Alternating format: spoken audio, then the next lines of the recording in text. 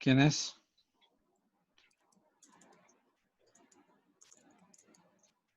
Jesús. ¿No está? Creo que se equivocó de lista, Doc. Es Carlos. Chinga. Ah, ¿Si existe o no existe? Sí, solo que aún no ha entrado. Bueno, ya va uno, ¿eh? Sandra Elena Arjón. Soy yo.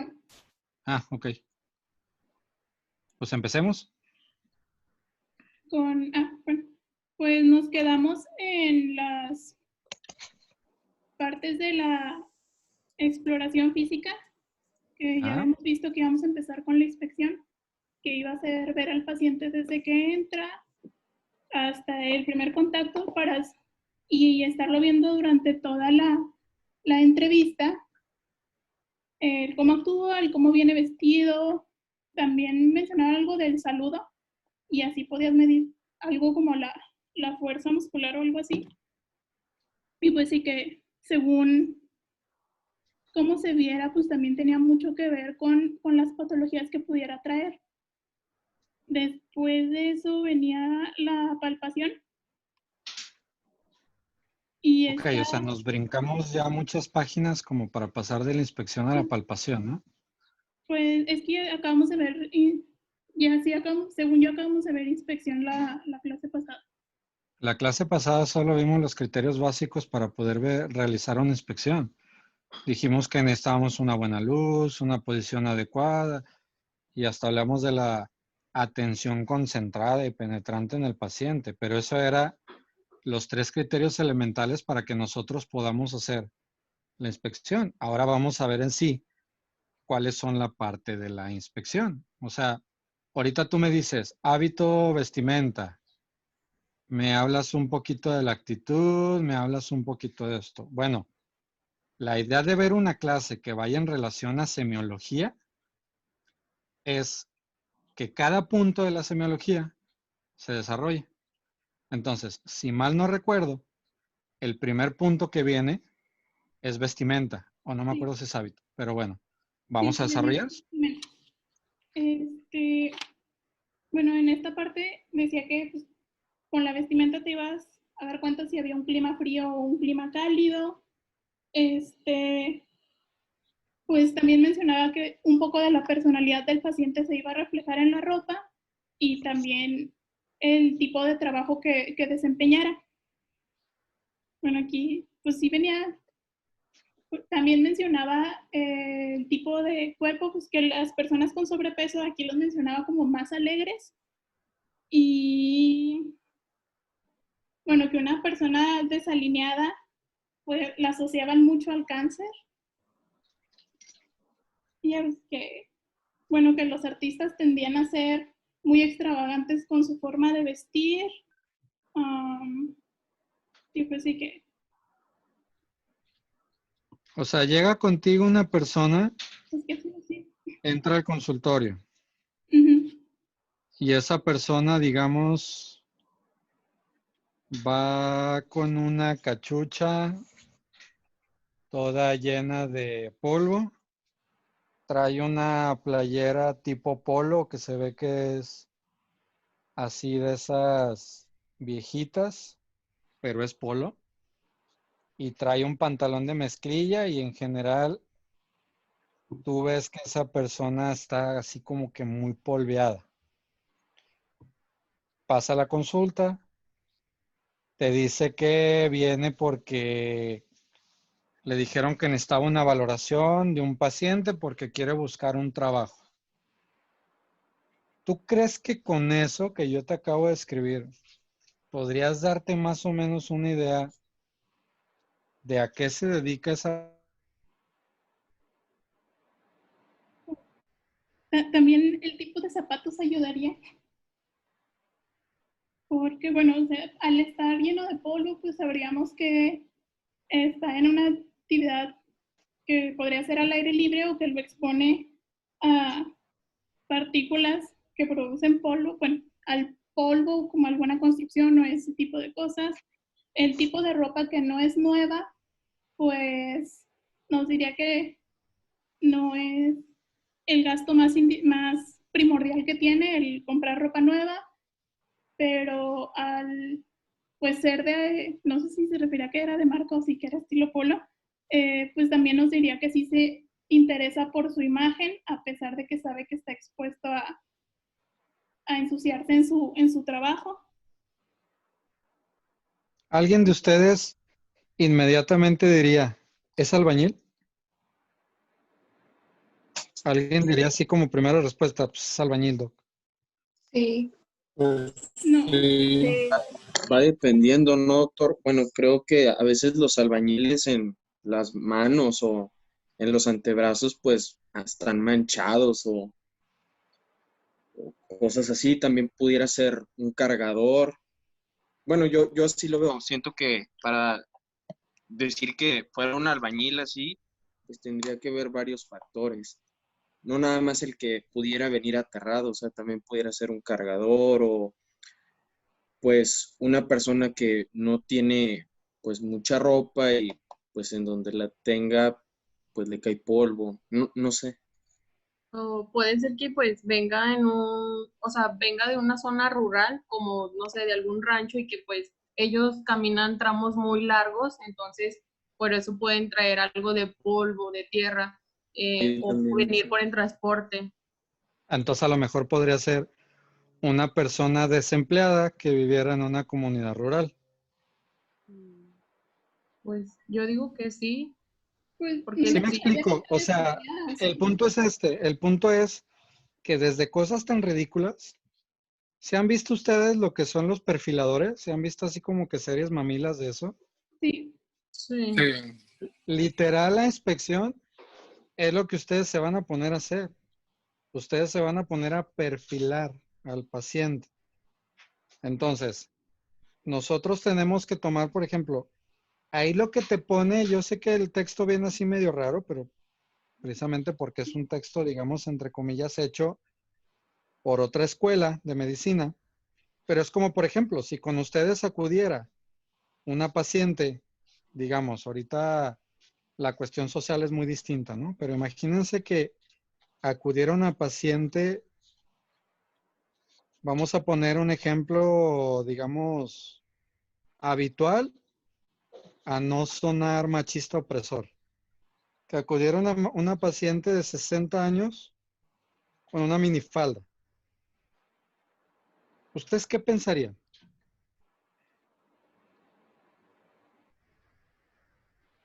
pues que Pues, no está apropiadamente vestida a lo que se considera para su edad, eh, ¿Y qué pensarían? que es una persona muy extrovertida. ¿Tiene o algún también, problema en sus o que facultades? o que se dedique a eso, o sea, la prostitución. Que se dedique. Pues sí, sí podría ser. Digo, a lo que voy es eso. O sea, lo que vamos a evaluar en la vestimenta van a ser desde actitudes, hábitos asociados al paciente que correspondan a una marca social o moral. ¿Por qué? Porque, por ejemplo, ahorita ponemos un ejemplo de una persona mayor que se viste a lo que socialmente sería inapropiado para su edad. Entonces, técnicamente, digo, podríamos pensar infinidad de opciones, pero en una de esas, ¿por qué no imaginarnos que exista algún trastorno? ¿Sí me explico? Lo que nosotros vamos a buscar es esto. ¿Qué de la vestimenta, ahora sí, me podría decir específicamente la existencia de trastornos? ¿Qué en sí de la vestimenta, Sandra? Qué parte de lo que una persona usa, si yo encuentro una alteración, yo sí puedo decir, ok, este paciente tiene una bronca en tal lado? Eh, ¿Qué se imaginan? pues Obviamente lentes, pues no ve, ¿no? Pero otro tipo de cosas.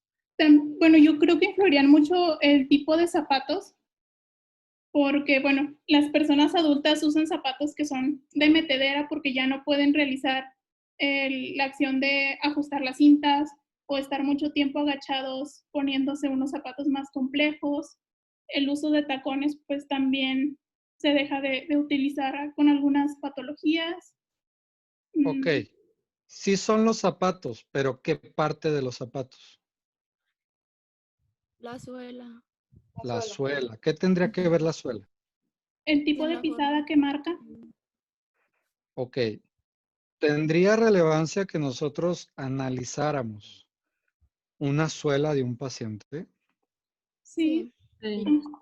¿En qué? Sí. La Esa es la manera en que pregunta. camina desde que entra al consultorio y te puedes dar una idea de qué tipo de pisada va a dejar marcada en el zapato.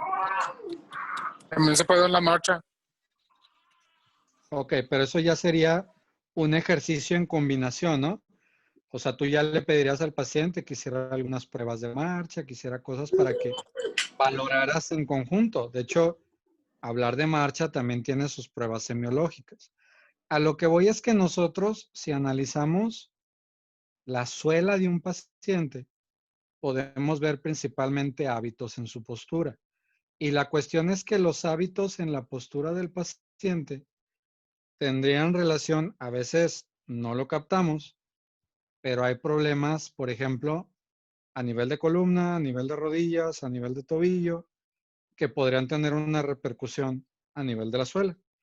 Hay pacientes, créanlo o no, que tienen una suela deteriorada y que con eso algunos traumas ya piden un estudio para corroborar y que encuentran alguna desproporción en un miembro pélvico con otro.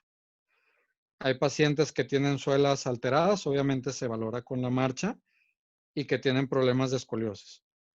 Realmente es la única parte que nosotros podríamos tomar de la vestimenta como para determinar si nuestro paciente tuviera un trastorno real. Ahora, otra cosa que nosotros podríamos hacer, no sé si algunos de ustedes han estado en alguna consulta de veras como pacientes o acompañando a algún médico. No sé si han visto de repente pruebas en la que les pedimos a los pacientes que traen camisas que se abrochen los botones. Sí. ¿Qué esperaríamos ver con eso? Analizar la coordinación motriz fina. ¿Ok?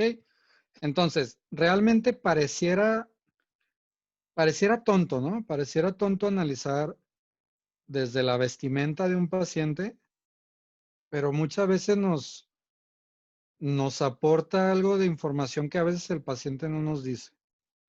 Muchas veces hay pacientes, por ejemplo, ahorita ponemos el ejemplo de una persona toda empolvada.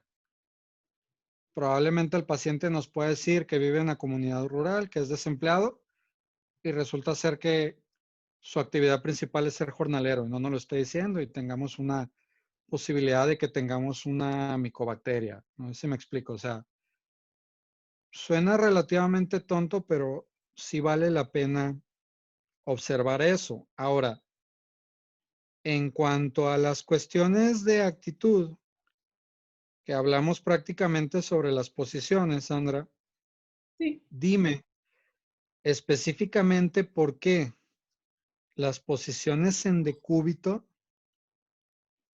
Explícame por qué la posición en decúbito dorsal se considera una posición que no es tan adecuada. Eso tiene repercusión. ¿Ya vieron Neumo?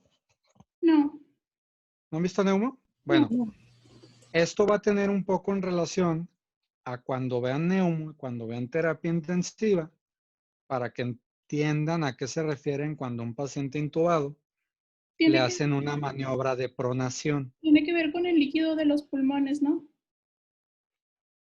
A ver, ¿cómo que con el líquido de los Ah, pulmones? bueno, que el líquido que hay naturalmente en los pulmones va a cambiar de posición y en algunos casos va a poder ayudar a la respiración cuando están intubados y se ponen boca abajo, pero en algunos otros casos les va a ser más difícil la respiración.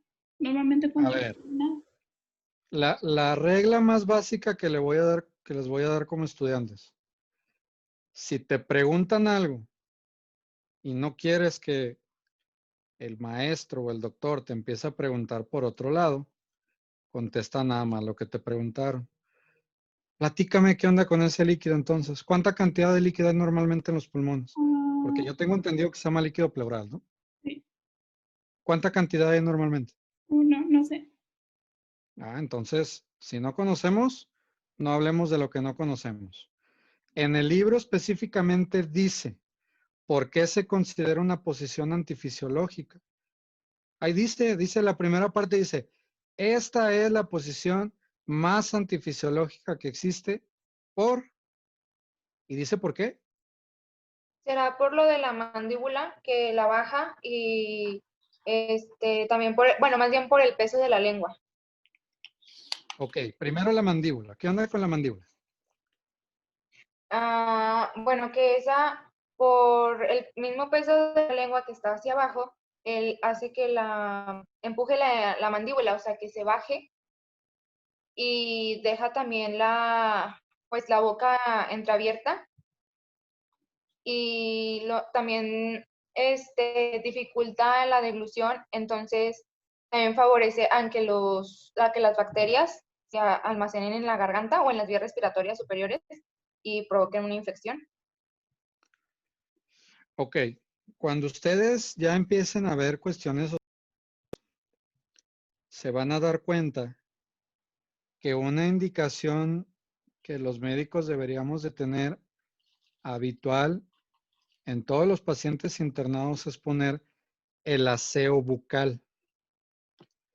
El aseo bucal tiene mucha relevancia. Ahorita, la verdad no vi cuál era tu nombre, mujer, Itzel.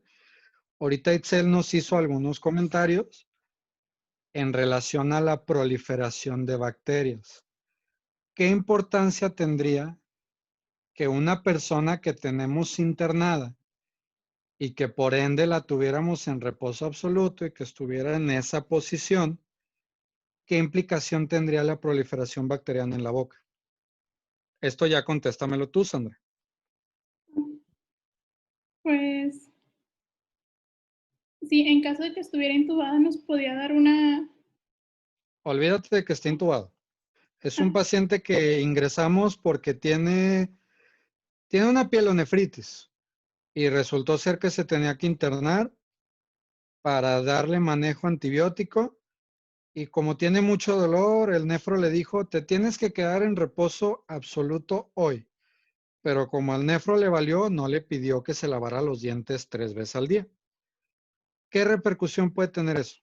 Las bacterias naturales de la boca van a empezar a van a crecer y pues le va a poder crear alguna otra afección en la boca y bueno, yo he visto que se llenan todos de blanco en la lengua y en el paladar.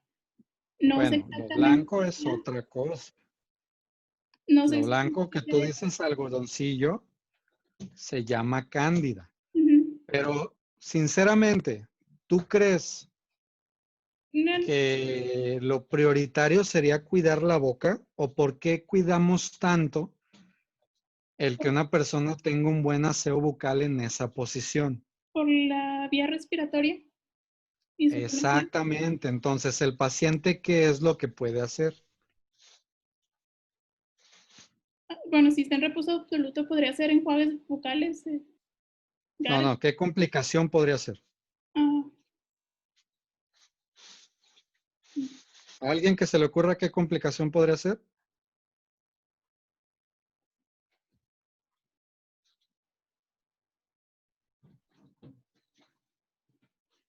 Bueno,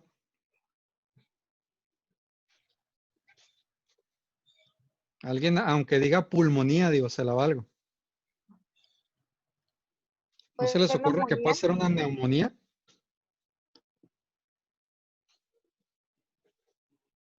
Bueno, no me dejen solo. Sí, también iba a decir que una neumonía. Pues es una neumonía, es la complicación más habitual por tener un mal aseo bucal. La proliferación excesiva de flora normal en la boca en una persona que se encuentra hospitalizada o en reposo en casa, lo único que va a pasar es que va a favorecer neumonías por aspiración. Esos pacientes van a tener una neumonía muy específica en un segmento muy específico, el cual va a estar asociado principalmente a mal aseo bucal. En algunos países del mundo, una neumonía por aspiración se considera motivo de demanda. Entonces, desde ahorita, que no se les olvide cuando ustedes, como internos, reciban un paciente y les diga el médico, ponle las indicaciones, una de las indicaciones obligatoria debe ser el paciente que va a estar en decúbito prono, perdón, decúbito supino, tiene que tener a fuerza una posición de semifowler y tiene que tener un aseo bucal, cuando menos cada 8 horas. Si no lo ponen, se considera, y el paciente desarrolla una neumonía, puede ser un motivo de demanda. Ahora, nos decían ahorita el descenso de la mandíbula, la apertura de la boca, que tiene mucha relevancia, y también se ha visto que el incremento de la presión en esa posición, como lo dice el texto, puede generar algunos otros problemas. Entonces, la pronación, ¿qué me mejoraría, Sandra? Principalmente la presión, ¿no? ¿La presión de qué? En el área del torso. ¿Me puede repetir? Bueno, ¿me puede explicar un poco más la pregunta? Hablamos de la posición de cúbito supino, Ah, que era antifisiológica. Yo te pregunto por qué la posición en prono sería mejor. No sé por qué estaría no, compleja la pregunta. me confundí. Pues es una posición más natural. Es en el estado en el que normalmente las personas van a dormir.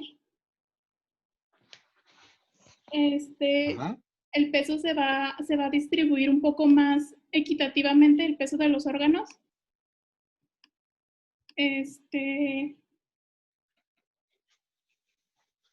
Bueno, también era más compatible con facilitar la respiración, pues debido a que es una posición más natural. Y ¿Cómo facilita la respiración? pues se considera posición de descanso, así que eso hace que sea fácil pues, la respiración natural.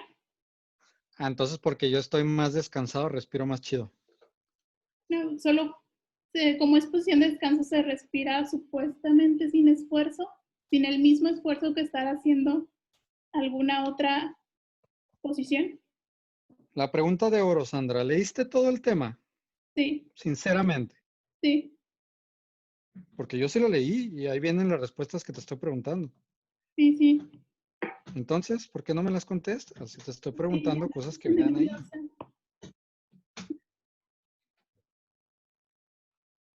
No te voy a preguntar nada que no venga en el texto. Y si te lo pregunto, les voy a decir, bueno, esto es para pensar. Pero lo que te estoy preguntando todo dice ahí. Ahí habla específicamente sobre una cuestión que tendría mucho que ver con la respiración, que es cuestiones abdominales. Eso verán que cuando ya vayan al servicio de neumo, cuando vean terapia, les van a explicar por qué actualmente los pacientes intubados realizar una maniobra que se llama pronación. No sé si alguno de ustedes ha visto alguna vez algún tubo, algún paciente con tubo. Sí. ¿Sí? No, ¿Alguien ha visto? Ok. ¿Se imaginan ese paciente tenerlo así y luego acaban de acostarlo boca abajo con todo y tubo? ¿Se lo imaginan? Sí. Bueno, yo era residente cuando se empezó a hacer esa cuestión de la pronación. Y la neta, como residente se me hacía una tontería. ¿Por qué? Porque era mucho PEX, pero la evidencia nos ha demostrado que los pacientes pronados les va exageradamente bien y la explicación es precisamente por las presiones abdominales. Esos pacientes mejora exagerada la capacitancia pulmonar porque tiene mucho que ver con la posición prona y con la disminución de la presión abdominal. ¿Sí? sí. Sí. Ahora, Sandra, ahí no viene como tal el término Pero ¿sabes qué es la trepopnea? Sí lo he escuchado, pero ahorita no podría decir qué es. ¿Alguien sabe qué es la trepopnea? Es algo Ay, sobre Canibal se escuchó. Hijo de su. ¿Qué es la trepopnea? ¿Alguien sabe? La dificultad para respirar. ¿Dificultad para? Para respirar. En ¿Cómo? ciertas posiciones. ¿En qué posición? Es la que... Cuando estás en decúbito, pero lateral, ¿no? Ok, entonces, porque en el texto luego ponen el ejemplo de los de cúbito lateral. ¿Y qué importancia tendría que una persona de repente cuando entra al consultorio y que tú le dices, pues lo voy a explorar, así que por favor pásele a la camilla, acuéstese? Generalmente, ¿qué es lo primero que va a pasar? La gran mayoría de los pacientes se van a acostar en decúbito supino. Algunos te van a decir, no me puedo acostar porque no aguanto.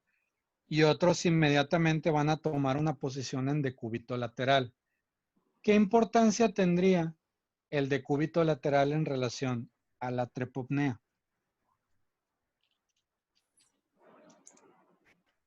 ¿Qué se les ocurre?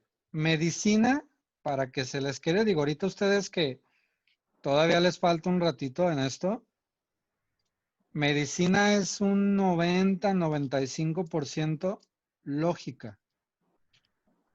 Es si se acuesta del lado derecho o del lado izquierdo. ¿Sí? ¿Qué tendría que ver? ¿Qué tendría que ver si de repente te dice, doctor, es que me siento más a gusto acostándome del lado izquierdo? Tiene que ver con algunas patologías, ¿no? Mencionaba el libro de que, por ejemplo, si se acostaba de cúbito lateral es porque tenía un ventrículo homónimo inicial de descompresión. Es porque se O quita la presión del corazón al estar del lado izquierdo. Recuerden de lo que estamos platicando. Si quieren que nos metemos a hablar de la presión del ventrículo izquierdo, con todo gusto nos ponemos a hablar de la presión del ventrículo izquierdo. No, se cancela. De decúbito lateral derecho, pues favorece la circulación, ¿no? Y en cambio, del lateral izquierdo, pues no se soporta igual. Bueno, no es lo mismo. Quizás porque las neumonías favorecen el pulmón izquierdo y se acostarían en el lado que debe. Ok. Lo primero que ustedes tienen que tener en claro es que si una persona se acuesta sobre un lado porque se siente más a gusto, de esa manera respira mejor, es porque el pulmón sobre el que se está acostando tiene algo. Si me explico, si la persona te dice, es que respiro más a gusto acostándome sobre mi lado izquierdo, el pulmón izquierdo tiene algo. Si es una persona que te dice, yo me siento más a gusto acostándome sobre el pulmón derecho, bueno, obviamente sobre mi lado derecho, el pulmón derecho tiene alguna situación. Hablando específicamente de trepopnea, por eso les pregunté sobre ese término. ¿Qué sería lo que más me condicionaría trepopnea en los decúbitos laterales? Son los derrames pleurales. Pacientes que tienen derrame pleural tienden a tener trepopnea y generalmente ellos dejan el pulmón que tiene el derrame, se acuestan sobre él porque de alguna manera inconsciente el paciente deja el pulmón que tiene sano, libre para poder respirar. ¿Sí me explico? Sí. Ok. En el caso de las neumonías, como alguien ahorita mencionó, pasa la misma situación.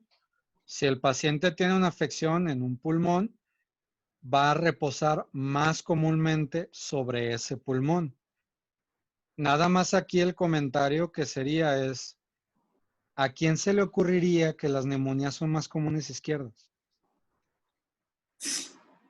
¿Esto es cierto? ¿Neumonías izquierdas son las más comunes? ¿Quién dijo eso? Disculpa, quizás fue más como que se llena el pulmón izquierdo más que el Es por la... por Porque si- sí hay menos distancia entre la tráquea y el pulmón. ¿Y eso qué? ¿Las neumonías izquierdas son más comunes? O sea, ustedes les dicen, ay, mi paciente tiene una neumonía lobar izquierda. A mí si me dicen eso, yo diría, ah, cabrón, es una neumonía típica. ¿Qué disposición tienen los bronquios? ¿Cuál es más recto?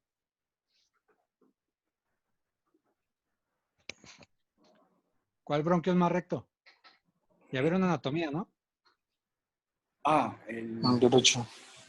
El izquierdo derecho. es más recto. No. Derecho. Aquí, desgraciadamente, vamos a ver muchas cosas que se supone que ya vieron. Y yo así todo confianzudo, creyendo en ustedes, puedo dar por ende que ya las deben de saber. Las neumonías izquierdas son relativamente no tan comunes. Las comunes son las derechas. De hecho, el prototipo habitual de neumonía es la neumonía lobar derecha. Esa viene a ser la neumonía adquirida en la comunidad, digamos. Las neumonías izquierdas no son tan habituales por la disposición de bronquio y por la disposición de los segmentos. Generalmente son las derechas. Ahora, todo lo que ustedes me hablan de los decúbito lateral, eso que viene de la presión del ventrículo, no sé qué, tiene mucho que ver. Si ustedes tienen un paciente con una cardiomegalia severa, ese paciente va a optar por quedarse en un decúbito lateral izquierdo. Se va a sentir más tranquilo. Hay pacientes que van a ir con ustedes y resulta ser que tienen una litiasis vesicular o ya tienen una colecistitis, ya tienen una pared inflamada y se van a sentir más a gusto en un decúbito lateral derecho. ¿Sí me explico? O sea, mi punto es que hay cosas que a lo mejor vamos a leer y parecen cosas muy tontas, pero son tontas porque no las entendemos. O sea, los tontos somos nosotros, que no las sabemos ver. Si nosotros vemos todos esos detalles desde que llega el paciente y estamos de metiches viéndolo, y luego desde el momento en el que lo vamos a inspeccionar, en el momento en el que lo acuesto y que voy a hacer todo eso, y yo soy sistemático y organizado, difícilmente se me va a pasar algo. Por eso es que estamos viendo todo este rollo. Ahora, después de esa situación, sí voy de acuerdo un poco en el aspecto de hablar con las situaciones de algunos hábitos corporales. Esos ya veremos posteriormente en algunas partes de exploración, algunas relaciones de los hábitos, pero ahorita, Sandra, ¿qué me podrías decir de la fascias?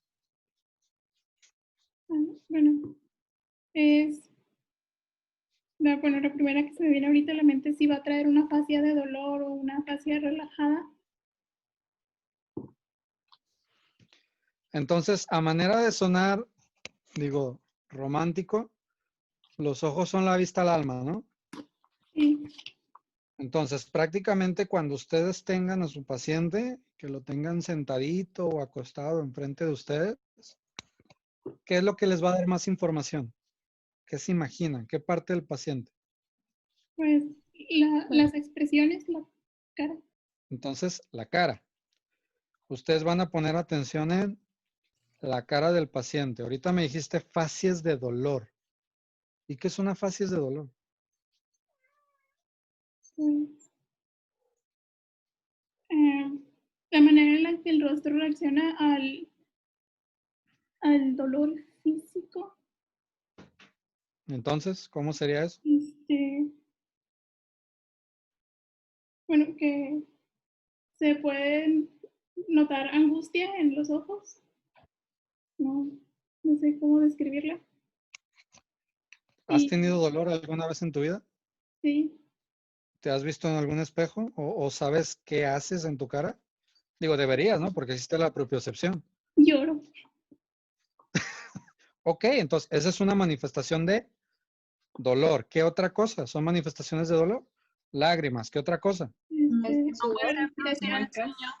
Muecas. Generalmente, ¿qué es lo que hace el paciente? Como si estuviera enchilado, ¿no? ¿Se han enchilado? Sí. Entonces, ¿qué empieza a hacer? Empieza a hacer eso, ¿no? Eso es una manifestación clásica. Es una mueca en la cual el paciente empieza a hacer, aparte de la mueca, hace un sonido que pues yo nunca he entendido cómo diablos con eso se te quita el dolor. Pero mucho lo hacemos, ¿no? Cuando nos duele algo. Ahora, ¿cuál es la importancia de las fascias? La fascia realmente lo que nosotros queremos ver es, si nosotros ponemos a identificar fascias en específico, eso realmente no existe. O sea, no está descrito al 100% decir, no, pues hay fascias de esto, hay fascias de lo otro, bla, bla, bla. Ay, ¿cómo es la fascia renal? Ay, pues tiene estas características. No, eso no existe. El punto de poner una fascia es porque las características de la cara, o sea, en conjunto, todo lo que es la piel, lo que son los volúmenes, el estado de la superficie, la forma, las expresiones, todo nos va a recordar a una patología en específico. Es como, por ejemplo, si yo les preguntara a ustedes, ¿cuál es la fascia renal? ¿Ustedes qué me dirían?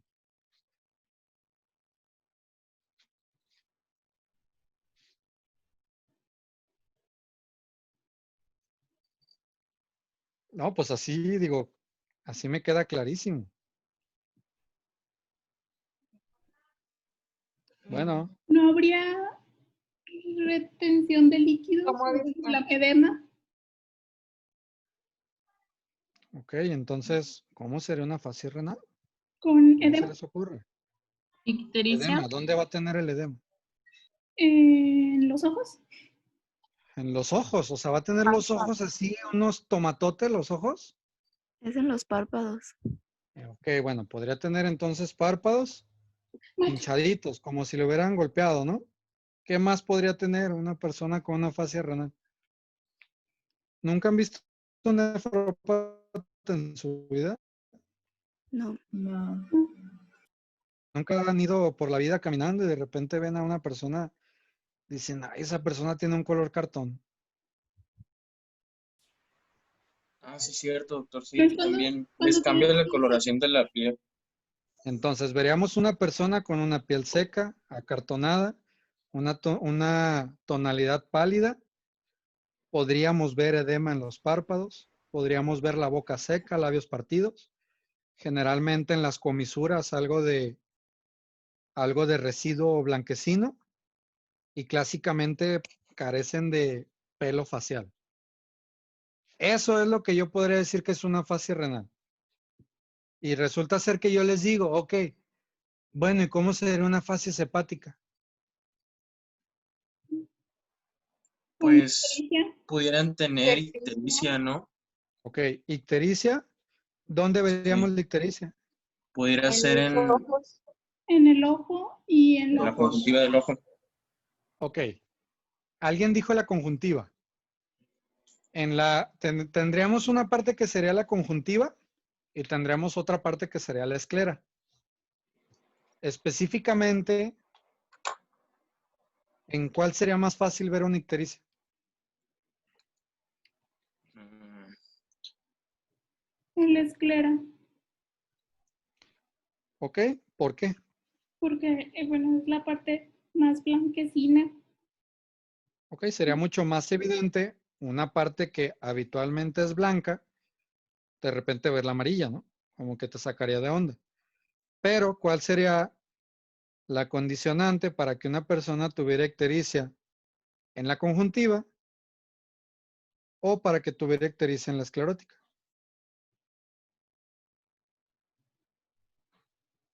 Los niveles de bilirrubina. Exactamente. Entonces, a partir de cierto nivel, el paciente va a tener ictericia solo en la conjuntiva y después va a tener ictericia en las escleróticas. Entonces, no en todos va a ser apreciable tener ictericia en la esclera o tener ictericia en la conjuntiva. Incluso hay pacientes que pueden tener síndromes colestásicos sin presencia de ictericia, ¿no? Obviamente no vamos a poner el ejemplo de un recién nacido porque pues ahí va a estar todo amarillo verdoso, ¿no? Pero bueno, ¿qué más de la facies hepática?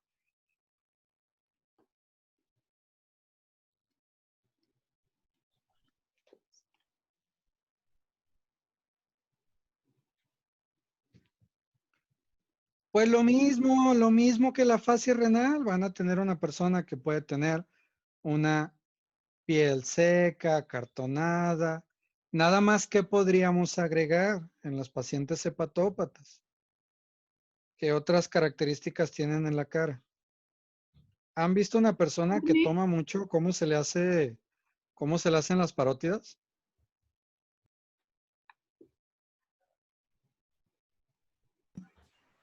Como de sapo. Ah, sí, como inflamada, ¿no, doctor?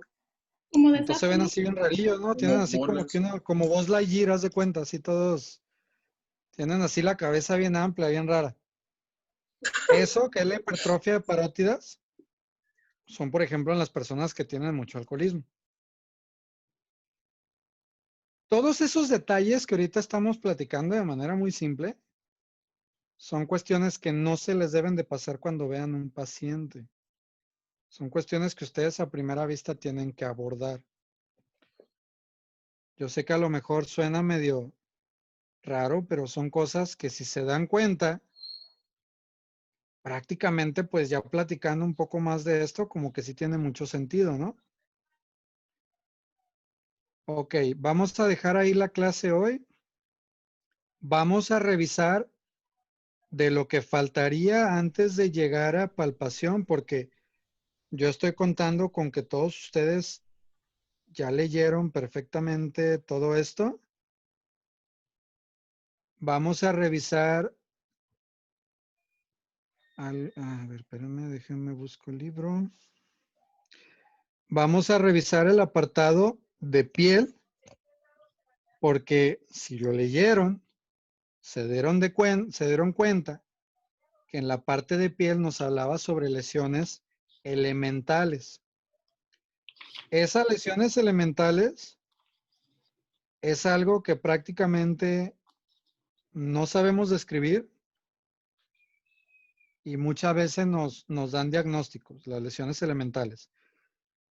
Obviamente se supone que ya leyeron todo, pero nos vamos a dedicar un poquito más a piel y nos vamos a dedicar un poquito más a las uñas y a la marcha para que acabemos el apartado de inspección. Ya después de eso, prácticamente lo que es palpación, percusión y auscultación, lo que son obviamente generalidades, porque por cada aparato que veamos vamos a ver la técnica. Lo que son generalidades trataríamos de verlo en una máximo 2 clases, ¿sí? Entonces mañana de piel hasta antes de llegar a palpación, ¿sí? Sí, Ok. doctor. Bueno, nos vemos mañana. Porfa, no sean gachos, no empieces tan tarde. Sí. ¿Sale? Ok. Hasta Hasta mañana. Sí, mañana. doctor. Gracias. Hasta Vemos. luego. Bye.